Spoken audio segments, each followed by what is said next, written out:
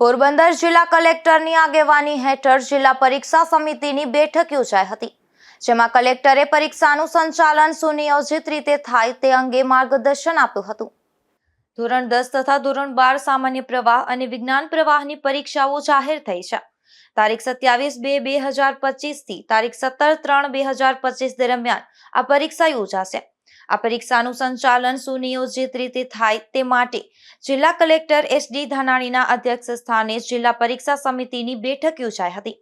આ બેઠકમાં પરીક્ષા સ્થળો પર ચુસ્તપણે પોલીસ બંદોબસ્તની વ્યવસ્થા અને પરીક્ષાર્થીઓને પરીક્ષા સ્થળો સુધી આવવા જવા માટે ST બસ સહિતની સુવિધાઓ અંગે જિલ્લા કલેક્ટરે યોગ્ય વ્યવસ્થા ઉપલબ્ધ કરવા સૂચના આપી હતી।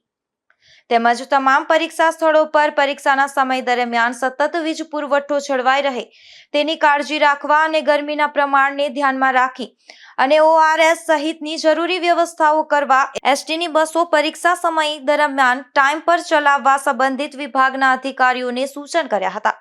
પરીક્ષા શાંતિપૂર્ણ રીતે યોજાય તે માટે કાયદો અને વ્યવસ્થા જળવાઈ રહે પરીક્ષા શાંતિપૂર્ણ રીતે યોજાય તે માટે કાયદો અને વ્યવસ્થા જળવાઈ રહે પરીક્ષા સ્થળોની આજુબાજુ 100 મીટરના વિસ્તારમાં પરીક્ષાર્થીઓને ખલેલ ન પહોંચે તે હેતુથી લાઉડસ્પીકર, ઝેરોક્સ મશીનો બંધ કરવા, પરીક્ષામાં મોબાઈલ, ઇલેક્ટ્રોનિક ગેજેટ લઈ જવા પર પ્રતિબંધનાત્મક હુકમોનું જાહેરનામું બહાર પાડવામાં આવ્યું છે।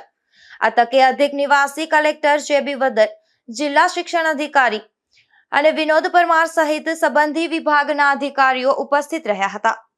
અશોક થાનકી, ગુજરાત ન્યૂઝ, પોરબંદર।